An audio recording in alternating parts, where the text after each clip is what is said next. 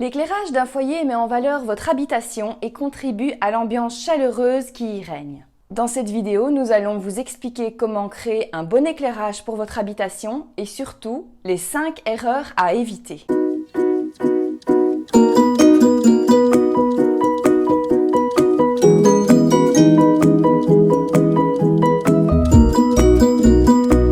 Saviez-vous qu'un éclairage correct est essentiel à l'harmonie de votre intérieur? Les possibilités d'éclairage sont multiples et déclinées dans différents styles. Mais bien choisir son luminaire n'est pas aussi simple qu'il n'y paraît. Dans cette vidéo, les sœurs Poppins vous évitent de tomber dans le piège d'un mauvais éclairage. Voici les 5 faux pas à éviter.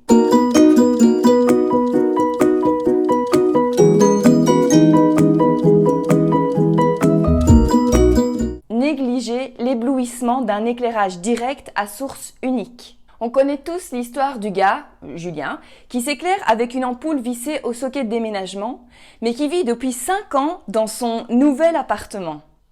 Ah, c'est ton cas? Oh, pardon. L'histoire explique que l'ampoule laissée sur le câblage qui pendait dans la pièce n'offrait qu'un éclairage assez faible qui ne lui suffisait pas à retrouver ses clés perdues dans la pièce. Julien s'est donc rendu au bricot, au rayon éclairage, et s'est choisi une autre ampoule.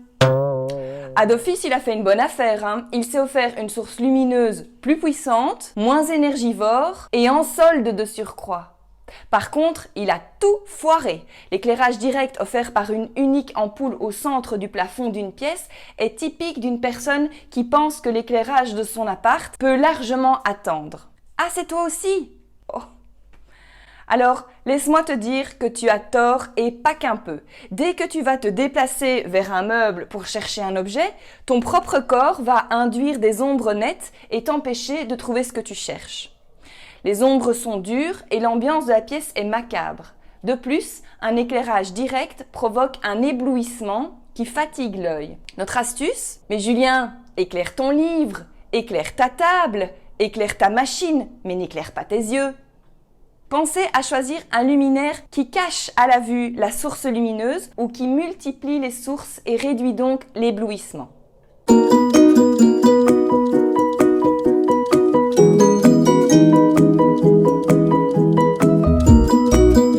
Se limiter à un seul éclairage par pièce, c'est comme manger du pain sec au déjeuner, alors que vous pourriez avoir de la confiture, du fromage, ou même les deux. Démultiplier les éclairages dans une même pièce est essentiel et vous permet de varier les ambiances. Alors je vous parle de 3 types d'éclairage à mettre en scène dans chaque pièce. En premier lieu, votre pièce doit comporter un éclairage général qui permet à Julien de chercher ses clés. Pensez à choisir un luminaire adapté, une suspension, un lustre monumental ou des spots encastrés, mais quelque chose qui éclaire correctement sans éblouir. Ensuite, il vous faut un éclairage directionnel, fonctionnel.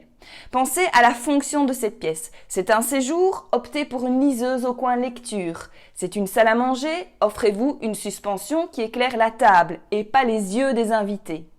Si c'est une cuisine, concevez-la avec des linéaires sous les meubles hauts pour éclairer les plans de travail. Pareil pour la salle de bain, privilégiez l'éclairage technique pour le maquillage de madame ou le rasage de la barbe de monsieur qui va éclairer votre visage de façon indirecte et diffuse afin de ne pas vous éblouir. Finalement, et ce n'est pas des moindres, ne négligez pas l'éclairage d'ambiance qui peut être réalisé par des lampes d'appoint. Lampadaires, lampes de table, objets lumineux, guirlandes, etc. Toutes ces lampes vont contribuer à créer le caractère de votre pièce et ajouter une touche de brillance à votre décoration. Un dernier petit conseil, pour bien varier les ambiances, pensez à placer vos luminaires à des hauteurs différentes. Ne pas les mettre tous au même niveau visuel, à la hauteur des yeux. Donc ça va donner de la vie à votre pièce et augmenter son volume.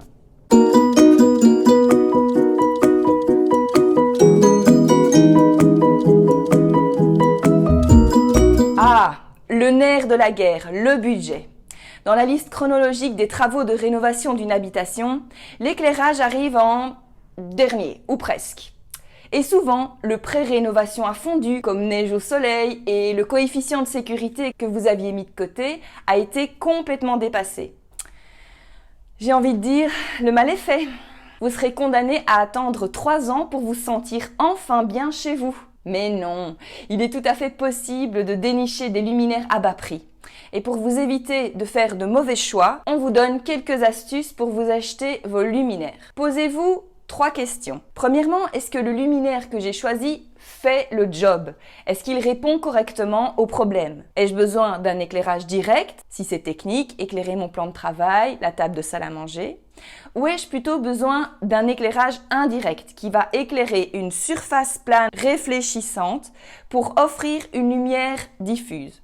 Donc, le premier critère est fonctionnel.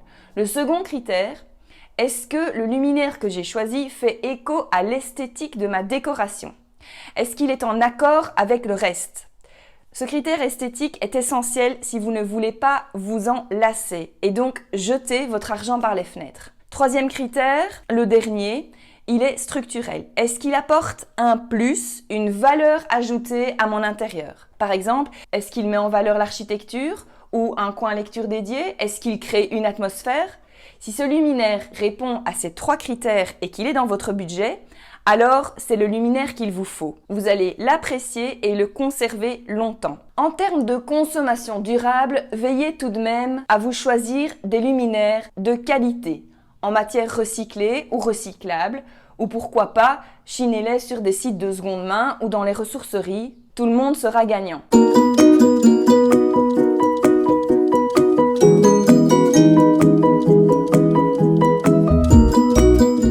Alors, je vous le dis tout de suite, trop d'audace tue l'audace. Ce faux pas est souvent rencontré dans les habitations. Le grand écart de la lumière froide et de la lumière chaude dans un même espace. Comme vous le savez sans doute, les ampoules ou autres sources LED sont répertoriées selon des températures de couleur exprimées en Kelvin.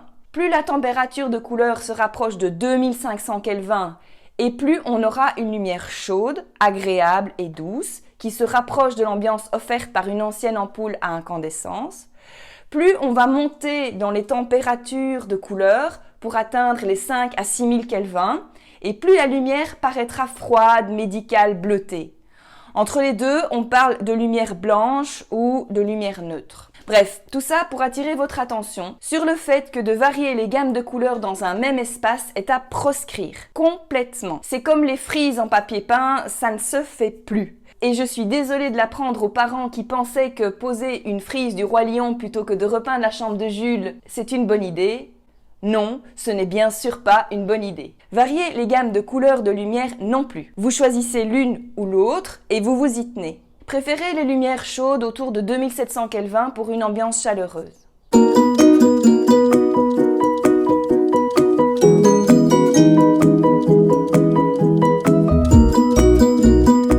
Nous sommes en 2020 et il existe quantité de nouvelles choses ou parfois plus anciennes mais peu répandues dans nos habitations, qui rendent pourtant des services non négligeables en termes d'éclairage. D'abord, les variateurs. Ils sont présents depuis plus de 30 ans, mais leur usage n'est pas systématiquement recommandé par les professionnels du bâtiment. Et c'est bien dommage. Ils servent à faire varier l'intensité d'éclairement de l'intensité maximale à l'extinction complète. La quantité de courant utilisée est proportionnelle à l'intensité de l'éclairage. Vous pouvez placer un variateur sur un circuit électrique qui va apparaître au sein de votre interrupteur mural. Vous pouvez placer un variateur directement sur votre lampe. Ils sont facilement disponibles pour un petit prix, avec ou sans télécommande. Vous pouvez du coup faire varier l'intensité de votre lustre en soirée, qui prend alors la fonction d'un éclairage d'ambiance et non plus d'un éclairage général. Ces petites machines rendent bien des services et ça serait dommage de s'en priver. Autre technologie incontournable, les LED. On a longtemps jugé que ces sources n'étaient pas assez puissantes ou trop coûteuses. Ces affirmations sont à l'heure actuelle complètement fausses. Au contraire, vous devez opter pour l'éclairage LED qui est beaucoup moins coûteux à la consommation, qui a une durée de vie beaucoup plus longue que les halogènes ou que les fluos compacts et qui peut s'intégrer partout grâce à sa petite taille. Par contre, ne tombez surtout pas dans le panneau du RGB, donc ces LED qui changent de couleur, du rouge au vert en passant par le bleu. C'est dépassé, de mauvais goût et complètement à proscrire, sauf si vous décorez une boîte de nuit, un bar pour moins de 30 ans ou un club d'échangistes.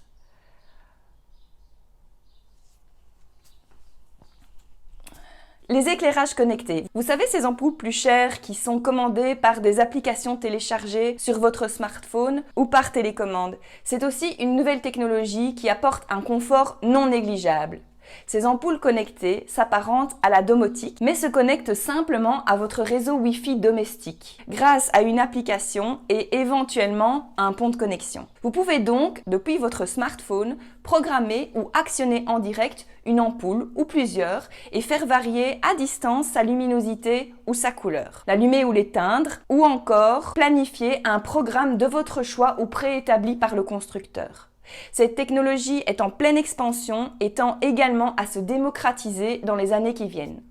Si vous souhaitez en savoir plus à ce sujet, faites-le nous savoir en commentaire et nous demanderons à mon frère Denis de nous en dire davantage. C'est lui, au sein de notre équipe, qui s'occupe des technologies de confort. Vous savez maintenant quelles sont les 5 erreurs à éviter et comment éclairer votre maison. N'attendez pas d'avoir rangé, désencombré, nettoyé ou même décoré votre logement pour l'éclairer correctement.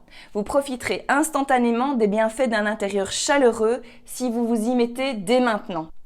Voici pour le thème de l'éclairage d'une habitation. Ce thème, comme beaucoup d'autres, fait partie des modules de formation au métier de décorateur intuitif qui sera prochainement disponible en ligne. Vous pouvez vous inscrire à nos prochains ateliers qui reprennent en août au Centre culturel d'Ytre ou nous en commander un chez vous pour vos amis ou votre famille. Les différents sujets sont consultables sur notre site internet à l'onglet Services. Si vous avez aimé cette vidéo, merci de vous abonner à notre page Facebook ou à notre chaîne YouTube. N'hésitez pas à contacter notre équipe sur www.sœurpoppins.be. Les Sœurs Poppins se rendent chez vous et réalisent l'intérieur de vos rêves sans travaux. Poppy! Tu viens, ma chouette? Viens dire bonjour à ton fan club. Pour ceux qui se demandaient où était passée ma nouvelle amie Poppy, la voici. Elle a été beaucoup plus sage aujourd'hui.